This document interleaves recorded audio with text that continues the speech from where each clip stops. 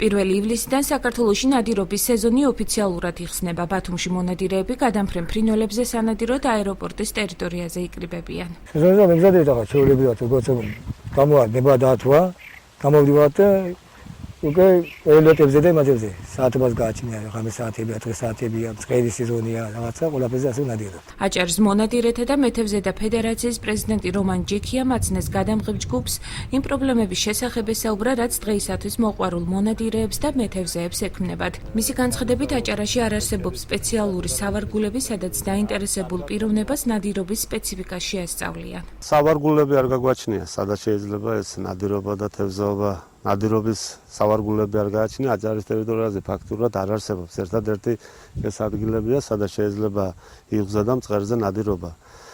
დანარჩენები შესყიდულია უცხოური ინვესტორების მიმართ, რომელიც აშენებენ კაშხალს, გესებს, რა ვიცი რა, მთელი შეიძლება ინფრასტრუქტურა ვითარდება, ძალიან კარგია ქალაქისათვის და სახელმწიფოთვის, მაგრამ უნდა იყოს ისეთი გარკვეული ტერიტორიები, რომელიც მონადირეებსაც დააკმაყოფილებს. ფედერაციის პრეზიდენტი ასევე მეთევზეებზე ლიცენზიების გაცემის შეზღუდვებზე საუბრობს.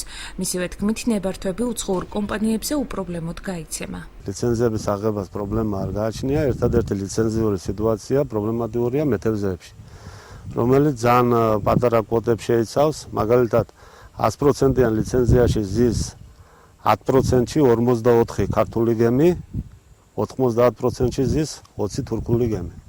განსაზღვრეთ ახლა თქვენ, როგორია შეფარდება. ჩვენ ვართ რა ვიცი, ბლოკადაში მოქცეული, იქიდან გარემო, იქიდან სანაპირო დაცვა, იქიდან კიდო რაღაც სტრუქტურა და ფაქტურად ერთი გემი გადის სათევზაოდ, მისდევს 34 ჩინოსანი.